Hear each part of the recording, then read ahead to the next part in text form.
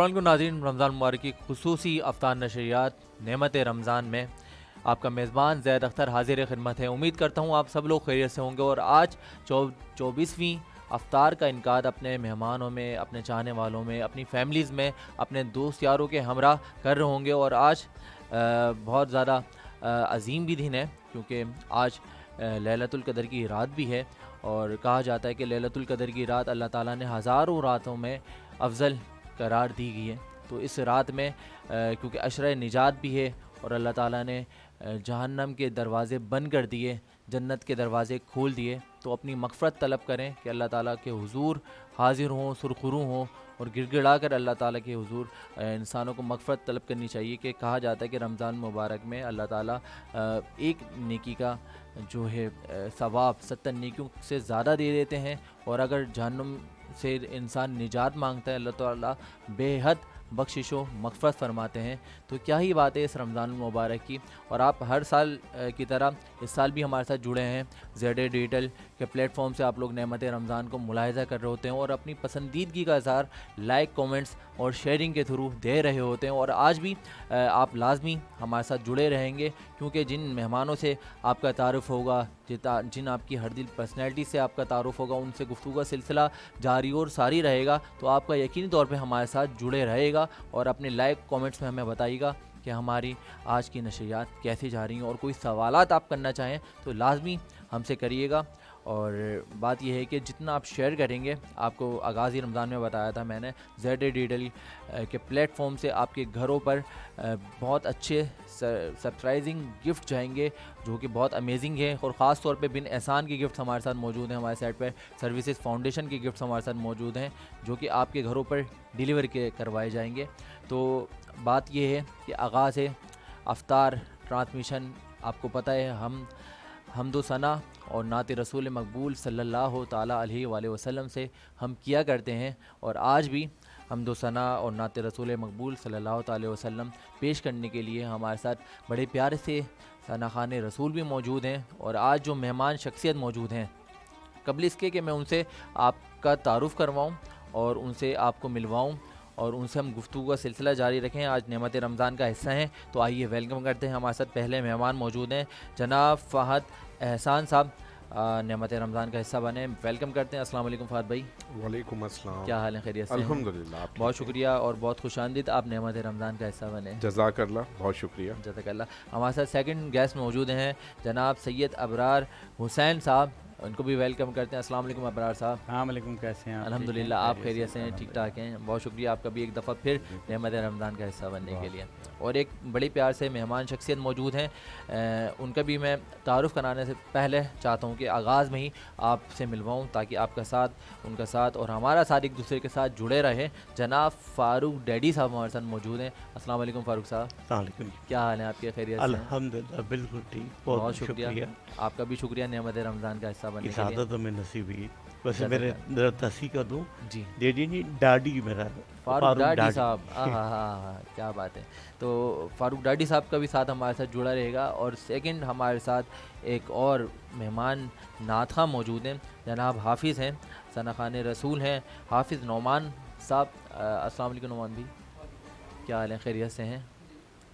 तो मैं चाहता हूँ नाज़रीन, क्योंकि हर खूबसूरत सहर नशरियात हो या अफ्तार नशरियात हो, उसका खूबसूरत आगाज़ हम अल्लाह ताला के हम्दो सना, उसके बाद उसके हबीब सल्लल्लाहु ताला अलैहि वसल्लम की शान अक़दस से किया करते हैं। और फिर हमारी बड़े जो आज प्यारे से मेहमान मौजूद हैं, उनसे हमें बहुत सारी गुफ्तगू करनी है। तो आप हमारे साथ जुड़े रहिएगा और देखते रहें नेमत रमज़ान, जो कि आप लोग इस टाइम लाइव ट्रांसमिशन मुलाहिज़ा कर रहे हैं ज़ेड डिजिटल के प्लेटफॉर्म से। तो मैं चाहता हूँ हमदे बाई ताला का नज़राना पेश करें हाफिज़ नौमान भाई, बिस्मिल्लाह। एक बहुत ही खूबसूरत हम्द मुनाजात है जी, और आजकल रमज़ान का महीना बारबरकत। और मैं बंदाए आसी हूँ, मैं बंदाए आसी हूँ, ख़ताकार हूँ मौला मौला, मैं बंदाए आसी हूँ। आसी हूँ मैं बंदाए आसी हूँ खताकार हूँ मौला मौला लेकिन तेरी रहमत का मेरे अल्लाह लेकिन तेरी रहमत का तलबगार हूँ मौला मौला मैं बंदाए आसी हूँ बाबा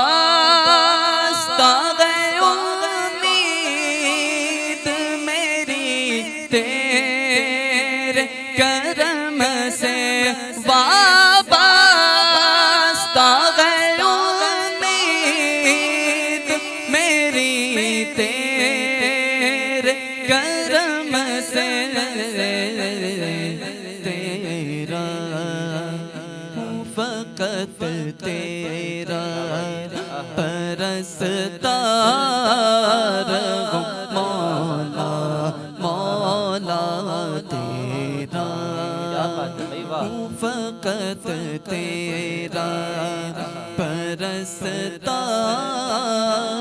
हूँ मौला मौला मैं बंदाए आसी हूँ। क्या बात है, सुभान अल्लाह। बस ये देखिए क्या बात कि है, एक तेरा इशारा हो और आसान हो मुश्किल एक तेरा इशारा हो और आसान हो मुश्किल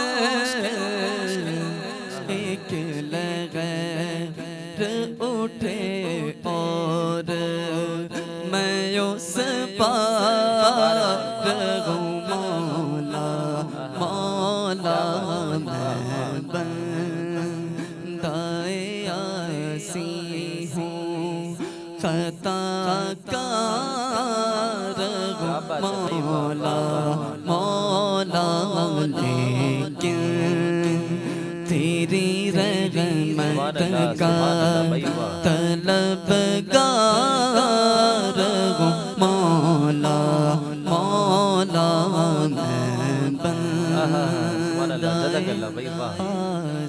वाह वाह वाह, क्या बात है। हाफिज़ नौमान कादिर साहब हमदे बाई ताला का नज़ाना पेश कर रहे थे कि मैं बंदा आसी हूँ ख़ताकार हूँ मौला। और कहा जाता है कि बंदा तो गुनाहगार है, रहमान है मौला, और बंदों पे करम करना तेरी शान है मौला।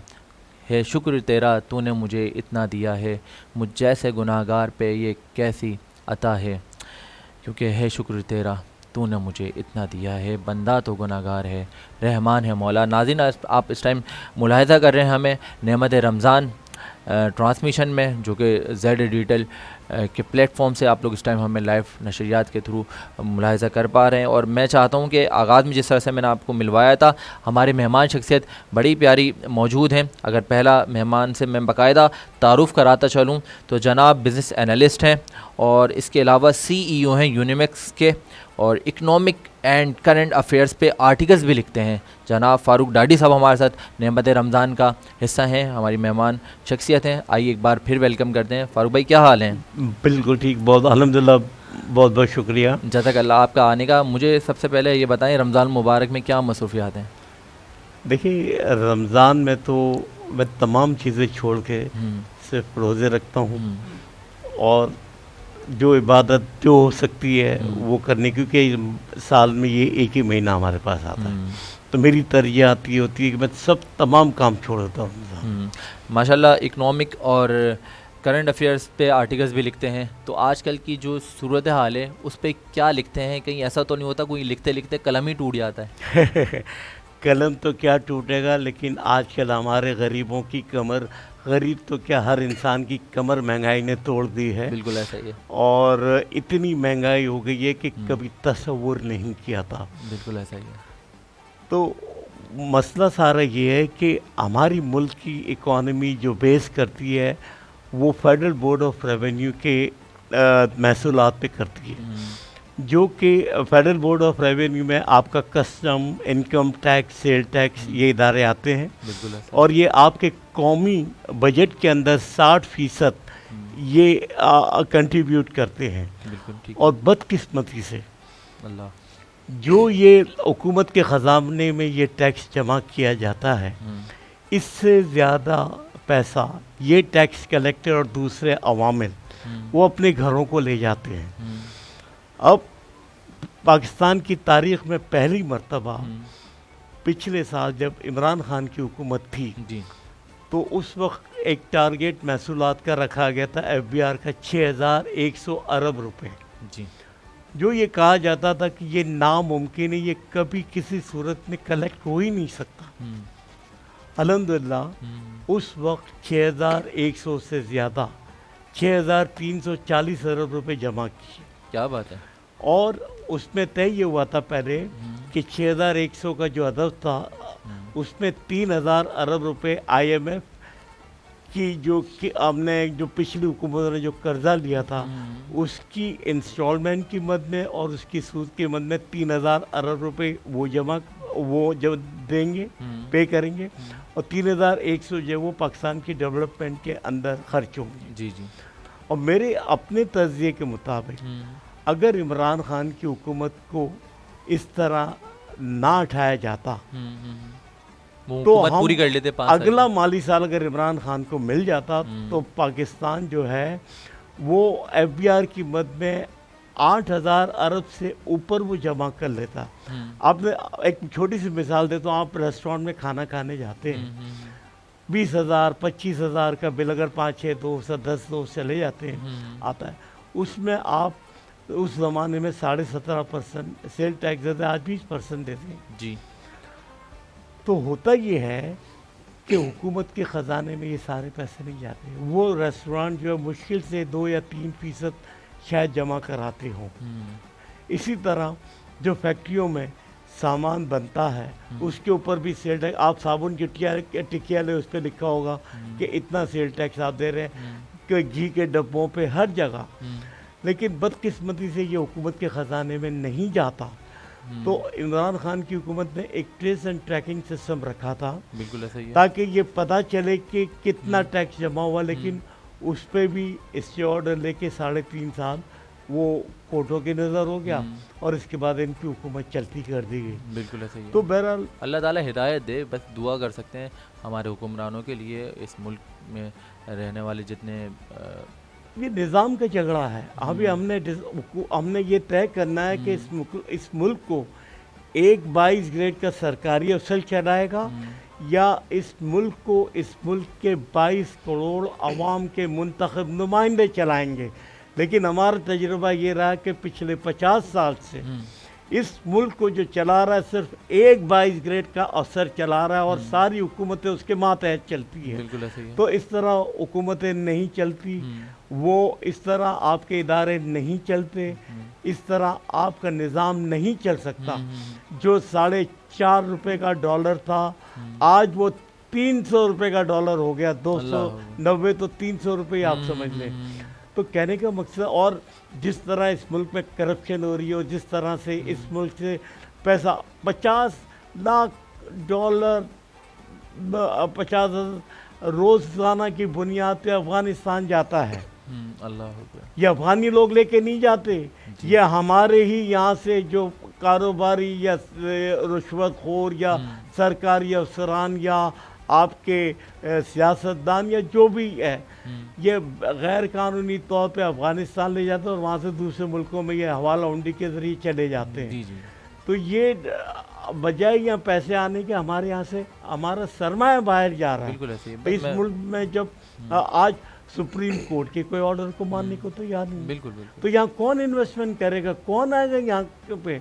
आपको रोज़गार का 1600 फैक्ट्रियाँ इंडस्ट्री आपकी बंद हो गई, लाखों लोग आपके बेरोज़गार हो गए, तो ये कैसे होगा? जब इमरान खान की हुकूमत में आपकी इंडस्ट्रियाँ चल पड़ी थी, आपके रेमिटेंसेस रिकॉर्ड आ रहे थे, आपकी एक्सपोर्ट रिकॉर्ड हो रही थी, क्योंकि आपके मुल्क का निज़ाम जो चलता है आपकी एक्सपोर्ट पे चलता है, बिल्कुल ऐसा ही है। आपके महसूलात की कलेक्शन के ऊपर चलता है। जब यहाँ पे ही आपकी एक्सपोर्ट जो 25 अरब डॉलर थी वो इमरान खान के दौर में 32 अरब तक चली गई और वो 38 अरब तक वो टच करती। क्या बात है। क्योंकि आप एक्सपोर्ट करेंगे तो आपके पास फॉरेन एक्सचेंज आएगा। अगर आप तो यही एक जरिया, या ओवरसीज पाकिस्तानी आपको रेमिटेंसेस भेजते हैं, 32 अरब डॉलर उन्होंने आपको भेजे और आपने उनको वो तोहफा दिया कि उनसे वो हक ही छीन लिया वोट डालने का। अल्लाह अकबर, अल्लाह अकबर।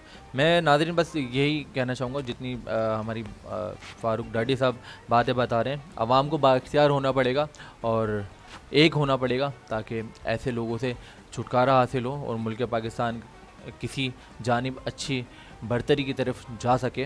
तो फ़ारूक भाई, आपने अभी आगाज़ में जिस तरह से हम रमज़ान ट्रांसमिशन के से पहले गुफ्तगू कर रहे थे, एक बड़ी बेहतरीन अफादियत बता रहे थे रोज़े की। मैं चाहता हूँ देखने वाले नाज़रीन को ये बात ज़रूर पता लगे।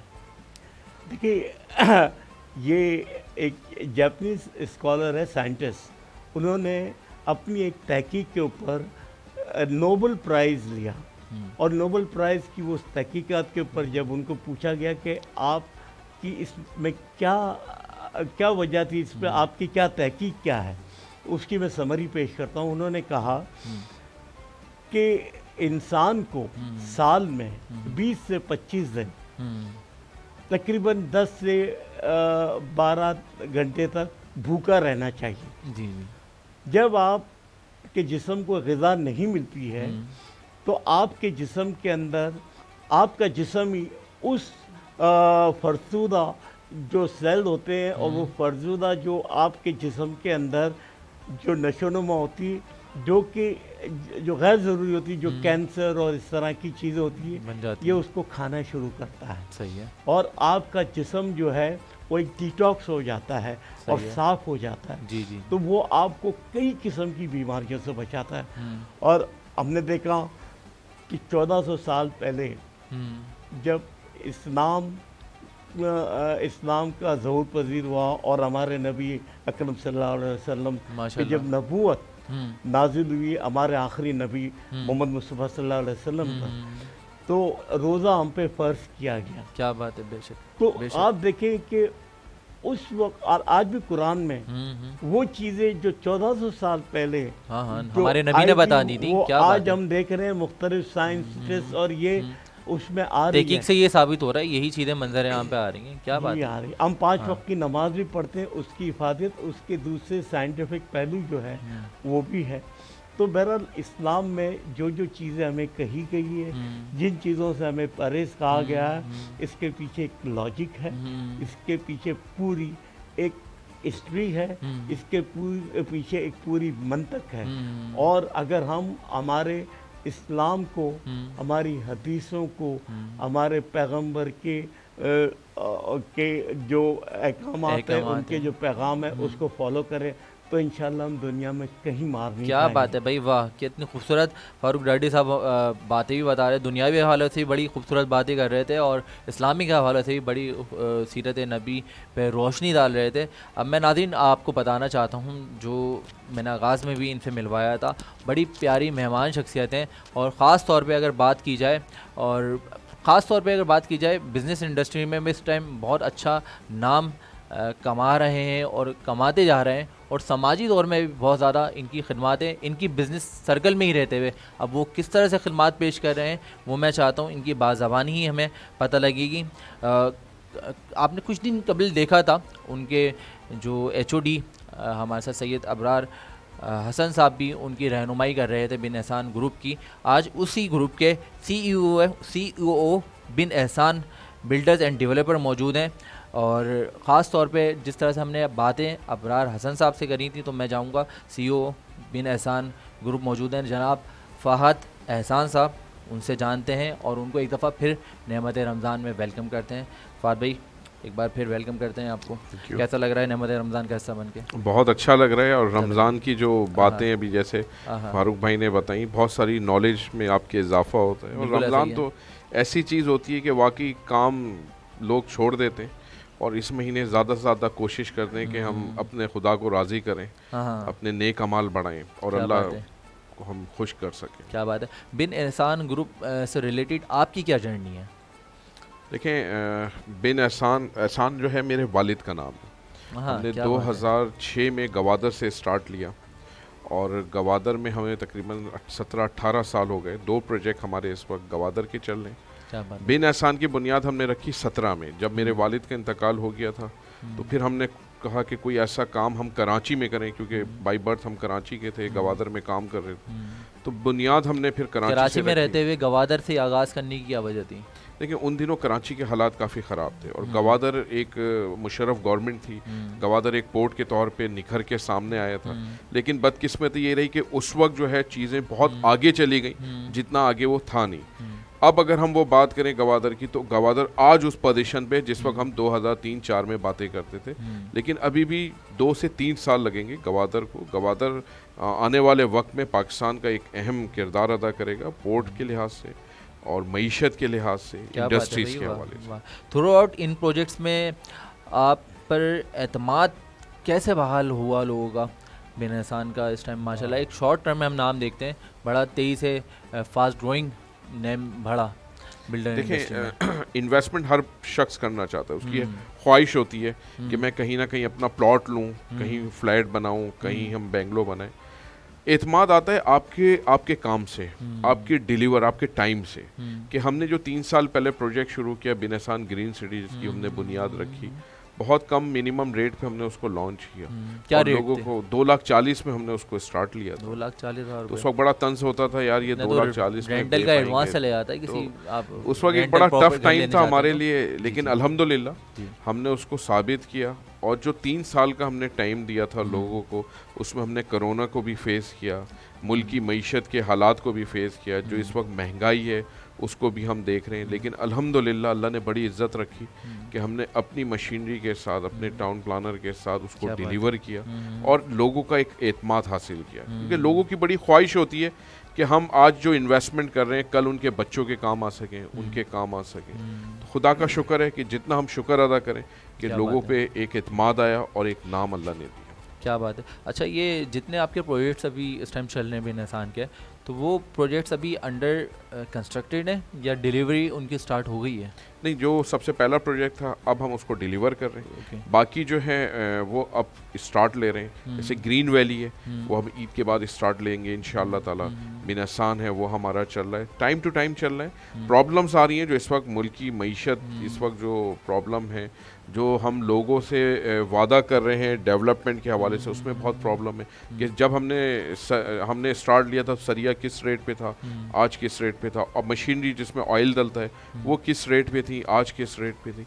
तो ये डैमेजेस जब हम पे आते हैं तो यही डैमेजेस फिर जो अलॉटीज़ हैं उनके ऊपर आते हैं। जिस लेकिन तरह से अभी फारूक भाई ने मईशत के हवाले से सरगर्मियाँ बताई, तो अभी जो सूरत हाल है इसमें आपकी बड़ी लोअर कॉस्ट स्कीम है, जो ये समझ लें कि लोअर क्लास या मिडिल क्लास तबका जो है, जो आपकी टारगेट मार्केट भी है, वो अफोर्ड कर लेता है। तो क्या इन हालात में, इस सिचुएशन में रहते हुए इतने अमाउंट में भी वो लोग कर पा रहे हैं या उसमें भी हर्डल्स आ रही हैं? देखें, अभी हम उनको जो टारगेट देते हैं ना, हम एज अ इन्वेस्टर देते हैं।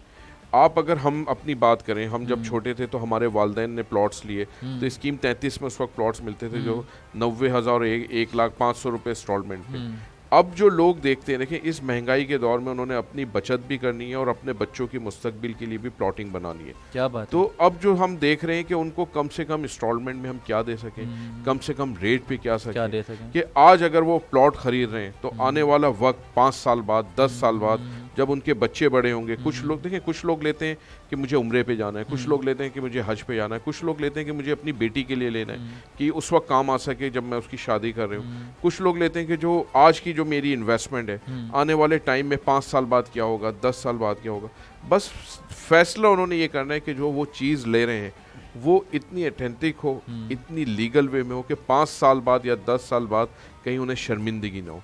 ये नाम बनाने में, डॉक्यूमेंटेशन करने में हमें एक टाइम लगा। और कई लोग तो इन्वेस्टमेंट के लिहाज से लेते होंगे, अभी ले लेंगे 2 साल बाद, 3 साल बाद वो एक प्रॉफिट अमाउंट में बिक जाएगा। बिल्कुल ऐसे ही था। जैसे अगर आप 90s से 80s की बात करें तो उस वक्त एक टाइम लगता था पानी, बिजली, गैस इस एरिया में आने में कि 10-20 साल बाद आपकी आबादी होती थी। अब इतना फास्ट टाइम चल रहा है, अब मशीनरी इतनी एडवांस आ गई है कि अब जो प्रोजेक्ट 5 साल में बनता था वो सालों में बन जाता है, क्या बात जो है साल में बनता था वो महीनों में बन जाता महीनों में बन है। जाता तो अब है। बहुत चेंज आ गई है। जो आज से 3 साल पहले प्रॉपर्टी के रेट थे वो और आज दिन की नहीं है। शॉर्टफॉल भी तो ऐसे ही हो रही है, जो इसी सालों तरह में होते थे वो महीनों में तब्दील हो गए, जो महीने होते बिल्कुल थे वो ऐसे। हफ्तों में तब्दील हो गए। अच्छा, हालात का हमने हाँ। देखे, हालात हम 92 से यही हालात देखते आ रहे हैं। हाँ इन्हीं हालात में हमने रहते हुए काम करना जी। है।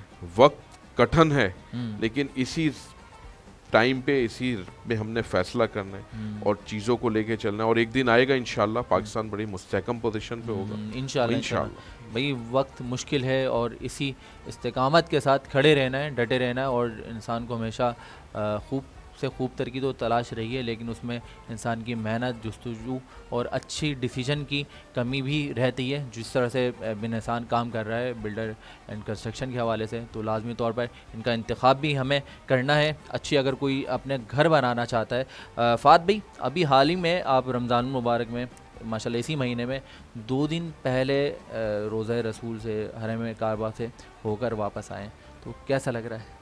मेरी बड़ी ख्वाहिश थी कि मैं रमज़ान में और जुम्मे के दिन उम्रा करूं। हाँ। तो अल्लाह ताला ने ये ख्वाहिश मेरी पूरी की कि मैं फजर की नमाज में वहाँ पे उतरा हाँ। और जुम्मे की नमाज से पहले मैंने उम्रा अदा किया, जुम्मे की नमाज हरम में अदा की।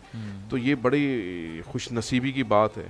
मतलब आप सारे काम भूल जाते हैं। हाँ। सारी चीज़ें आपकी दुनियावी रह जाती हैं जब आप वहाँ पहुँचते हैं। तो बस अल्लाह और रसूल की बातें और चीज़ें याद आ रही होती हैं। बल्कि मैं कल अबरार भाई को ये बता रहा था कि मैंने कहा जब मैं बदर के मकाम पे गया तो मेरे रोंगटे खड़े हो रहे थे कि जब मैं वो वक्त सोच रहा था कि जब हुजूर सल्लल्लाहु अलैहि वसल्लम वहाँ पे गए, उनके क्या उस वक्त का वहाँ का जो सूरत हाल थी। हम तो अभी गाड़ी में घूम रहे होते हैं, गाड़ी में जाते हैं, चाय का कप हाथ में होता है, पानी पीते हुए जाते हैं, लेकिन उन लोगों की जो कुर्बानियां होती हैं उस टाइम तो गर्मियां इससे भी ज़्यादा होती थी, खुले मैदान होते थे। मतलब वो कुर्बानियां का जो उनकी कुर्बानियां थी उसका फ़ायदा आज हम लोग उठा रहे हैं और आने वाली कितनी नस्लें हमारे ये फ़ायदे उठाएंगी। बेशक खुदा का शुक्र अदा करें कि अल्लाह ताला ने ज़िंदगी दी और ये हैसियत दी कि बार बार रोज़े पे हाजिरी थी। बहुत अल्लाह का शुक्र है माशाल्लाह। बड़े खुश नसीब हैं आप अल्हम्दुलिल्लाह माशाल्लाह। फ़ात भाई हमारे साथ मौजूद हैं। फ़ात एहसन साहब जनाब चीफ़ ऑपरेटिंग ऑफिसर हैं CEO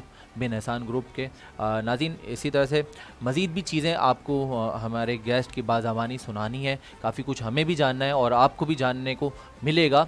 और लेकिन इसके लिए मैं चाहता हूँ आपका हमारे साथ जुड़े रहे कबल इसके कि मैं अपनी मज़ीद मेहमानों से आपको मिलवाऊँ और गुफ्तगू का सिलसिला इसी तरह से जारी व सारी रहा। और कई मेहमान शख्सियत और भी आप मुलाहिदा करने वाले हैं, लेकिन उसके लिए आपको थोड़ा सा वक्त वेट करना पड़ेगा। मिलते हैं एक मुख्तसर से ब्रेक के बाद।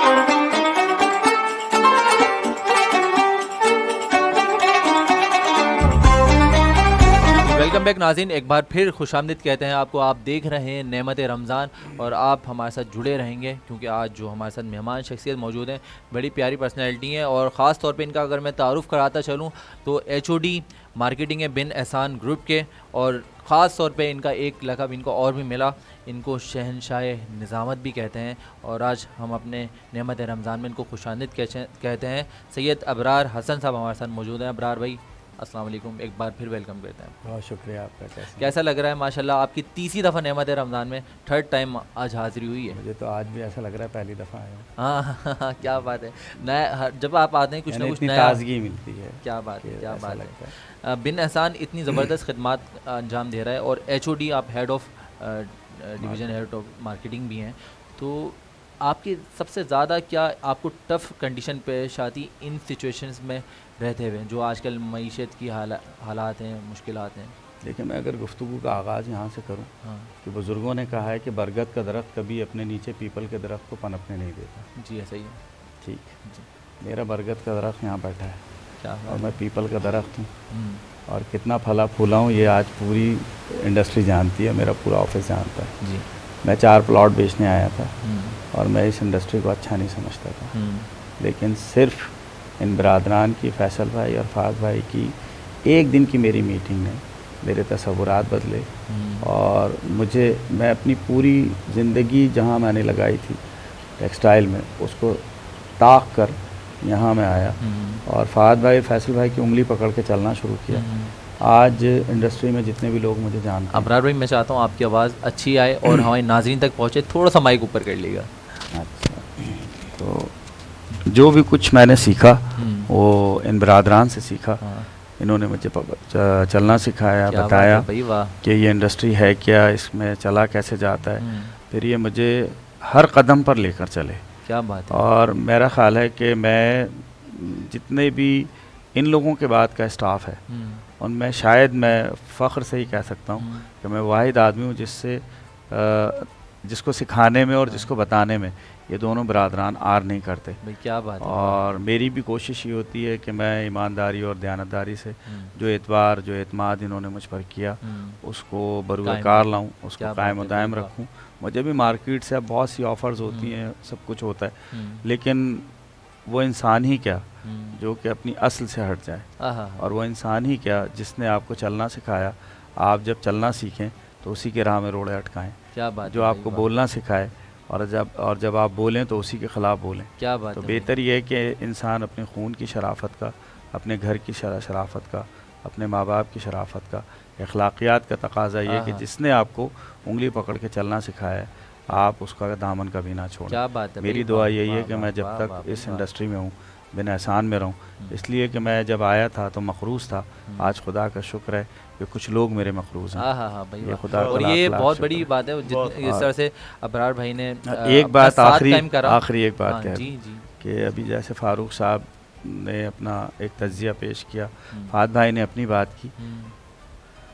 इस पूरे 2 साल के अंदर, 1.5 साल के अंदर आप देखें कि जो महंगाई का सब ने बात की, तो महंगाई 50% भी गई है, 100% भी गई है, 150% तक भी गई है बाज़ चीज़ों पर जी। और हम पर भी उसका असर आया है। यानी हमारा अपना प्लॉट जो हमने 3,95,000 से शुरू किया था वो आज 695 पे पहुंच गया।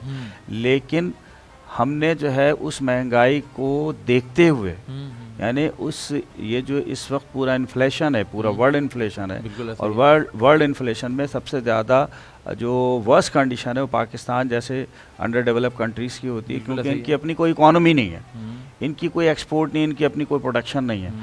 हमारी प्रोडक्शन क्या है कि हम घर बनाएं, ज़मीनें लें, लोगों को आबाद करें। आप यकीन माने कि मैंने अपने तमाम तर जितनी मेहनत थी, कोशिश थी, काविश थी, उस पर लड़कर, डायलॉग करके, लॉजिक करके इन लोगों को मनाया। और एक दफ़ा फिर इन्होंने आवाम के खातिर जो है बिन एहसान ग्रीन वैली में जो 3 साल पहले 2,40,000 से शुरू किया था, उसमें 2 ब्लॉक्स लेकर आए, एक कलंदर ब्लॉक और एक जो है वो इंडस ब्लॉक। उसमें 80 गज़ का प्लॉट 2,40,000 से फिर शुरू किया। 150 गज़ का जो है 4,50,000 पे आ गए। क्या बात। और 250 गज़ जो है 240 गज़ 250 गज़ और 240 गज़ और 120 गज़ जो है वो तकरीबन 3,20,000 का है हमारे कलंदर ब्लॉक में। कौन से इलाके में? ये हाईवे पर, मोटर M9 पर, एग्जिट 9 पर, बुलारी एयरबेस के करीब। बाकी बात आपको बहरिया से आगे? जी, बहरिया से बहरिया से 1 किलोमीटर आगे, 2 किलोमीटर आगे हमारा बिन एहसान ग्रीन सिटी है। उसी के फ़ेज़ 1 उसी के आगे एक बिन एहसान ग्रीन सिटी है। उसमें अभी हमने एक अमरोहा जो है वो भी लॉन्च किया है जो 5,95,000 का है, उसमें एक ब्लॉक किया है। और ये लोग बस यही कर रहे हैं कि किसी भी तरीके से लोगों को अकोमोडेट किया जाए। बाकी बातें बेहतर यही होगा कि बुज़ुर्ग कहते हैं कि जब आपके बड़े सामने बैठे, उम्र में मैं इनसे डबल हूँ, लेकिन तजर्बे में और उसमें मर्तबे में ही बढ़ें। तो देखने वाले नाज़रीन को ये कहूँगा कि और सुनने वाले कानों, देखने वाले आँखों को कि बिन एहसान ग्रुप लाजमी विज़िट करें, इनके ऑफिसेज़ और इनके जो कस्टमर फ्रेंचाइज सेंटर्स हैं, और वहाँ पे जाके मज़ीद डिटेल्स लें और इस बेहतरीन ऑफ़र को लाजमी अवेल करें। हमारे साथ एक बड़ी प्यारी पर्सनैलिटी ने नेमत रमज़ान को ज्वाइन करा है। मैं चाहता हूँ कि आपसे उनकी मुलाकात भी करवाऊँ, मिलवाऊँ भी। और प्यारी इसलिए कि बड़ी प्यारी सी सना खान रसूल हैं, मोहतरमा निम्रा खान साहिबा हमारे साथ मौजूद हैं, नेमत रमज़ान का हिस्सा हैं। वेलकम करते हैं। अस्सलाम वालेकुम निम्रा। वालेकुम अस्सलाम। क्या हाल है आपके, खैरियत से हैं? अल्हम्दुलिल्लाह। कौन सा कलाम सुना रही हैं आज? क्योंकि रमज़ान का महीना है और ठंडी हवाएं भी चल रही हैं। रमज़ान सबको पता है कैसे गुजरा है हाँ हाँ। और गुजर रहा है, तो उसके ये लिए ठंडी मैं- हवा मदीने से आ रही है और जी, मदीने से आए हैं बिल्कुल। हमारे फहद भाई 2 दिन पहले ही, और माशाल्लाह। इन्होंने बताया बड़े खूबसूरत और लुत्फ माहौल था वहाँ पे, बारिशें हो रही थी, बरसात छमाछम बरस रही थी। बेहतरीन। अब उसी के लिए मैं एक कलाम पेश करना चाहती हूँ, तमाम बिस्मिल्लाह, लोग शामिल हो बिस्मिल्लाह, जाइएगा। बिस्मिल्लाह। ठंडी ठंडी हवा रहमतों की चली, ठंडी ठंडी हवा रहमतों की चली, बन के मौजे करम मुस्तफा गए, बन के मौजे करम मुस्तफा गए, आ गए मुस्तफा आ गए मुस्तफा आ गए मुस्तफा आ गए मुस्तफा आ गए। क्या ख्याल है भाई, सुभान अल्लाह। और आमना का मुक़द्दर सवार आ गया,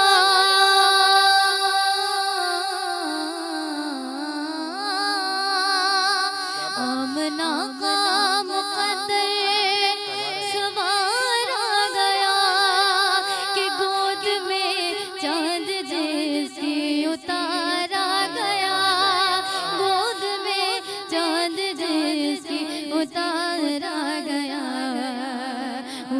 गुलमा सलामी को झुकने लगे, पढ़ते रिज़वान सल्ले अला आ गए, आ गए मुस्तफा आ गए मुस्तफा आ गए।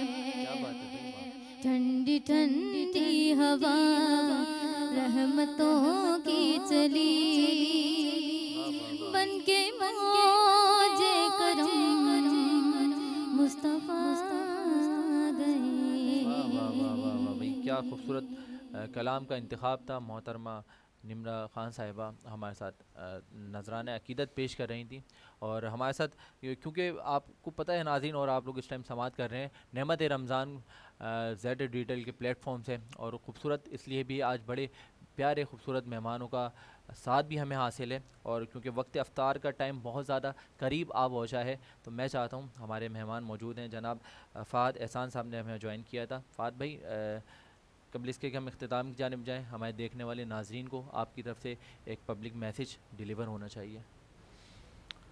देखें, इस महीने में, मुबारक महीने में, हाँ हाँ, तो मैं तो मदीने से आया हूँ, कोशिश सबकी यही है। मैंने अबरार भाई को भी ये कहा, मैंने कहा अबरार भाई चलें। दुनियावी काम सारे होते रहते हैं, जी जी, इस दफ़ा ज़रूर हाज़िरी लगा दे। क्या बात है यार, क्या बात है। बंदा कोशिश करे, अल्लाह से मांगे, अल्लाह ताला ज़रूर। मेरे 2 दिन में ये सारे मामलात हुए, हाँ, और बस मैं बैठा हुआ था खाने की टेबल पे, तो मैंने वाइफ से कहा, मैंने कहा उम्रे पे चलते हैं, और 28 तारीख की ये बात थी और 31 तारीख को हम उम्रे पे जा रहे थे।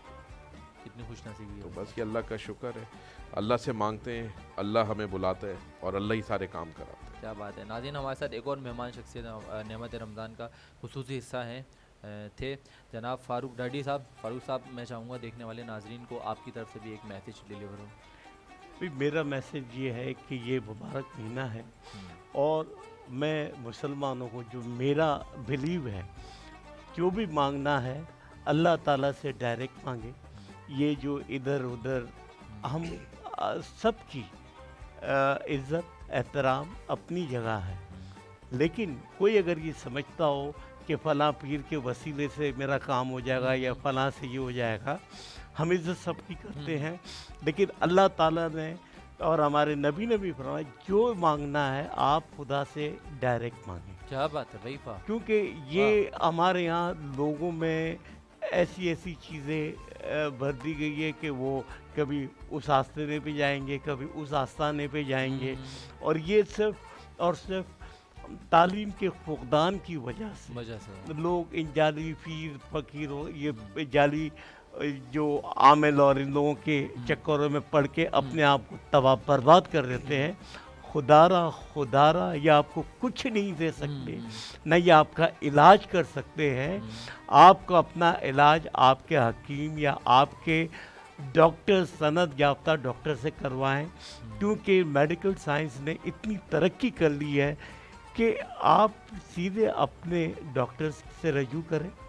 और माजरत के साथ इस वक्त पूरे मुल्क में जाली डॉक्टरों की भी एक भरमार है, मौजूद है। बिल्कुल। और ये जो चल रहे हैं ये उन्हीं की इलाके के थानों की सरपरस्ती में चल रहे हैं, उनको भत्ता जाता है।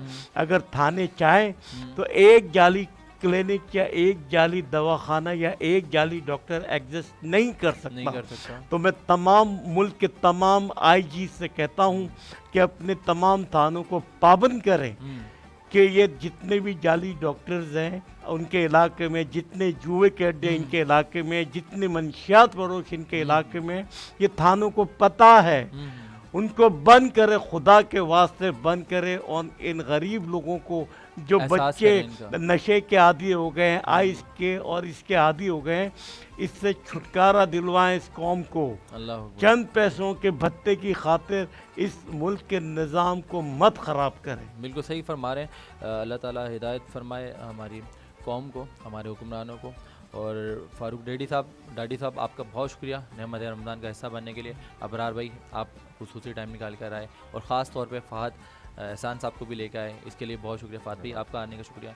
निम्रा, मैं चाहता हूँ क्योंकि वक्त अफ्तार बहुत ज़्यादा करीब आप पहुँची है, तो नाज़रीन निम्रा कलाम सुनाएंगी, उससे पहले मैं बस यही इजाज़त चाहूँगा कि आपने अपना और अपने चाहने वालों का बहुत ज़्यादा ख्याल रखना है, क्योंकि मिलकर साथ रहने के नतीजे नेक होते हैं। और मिलकर रहें, एक दूसरे से मोहब्बत का दर्ज दें। और जिस तरह से फ़ारूक भाई बता रहे थे कि आजकल लोग कई पीरों को मानने लगे हैं, कई आलिमों के मानने लगे, मौलानाओं को के पास जाते हैं अपने मसाइल लेकर, लेकिन सबसे बड़ा पीर आपके घर में बैठा है, और वो पीर है आपके वालिदैन।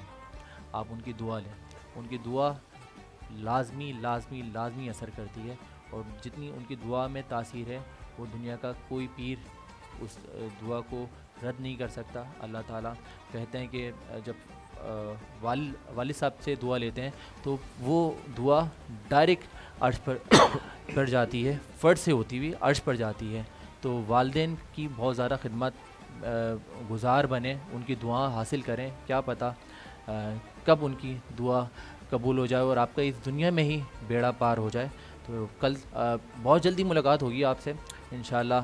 कल सहरी ट्रांसमिशन में नई काविशों के साथ, नए मेहमानों के साथ और नई खूबसूरत बातों के साथ।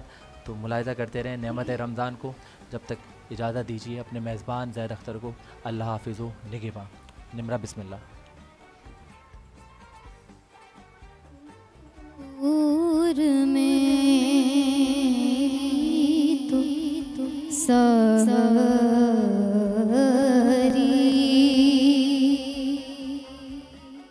बाहर से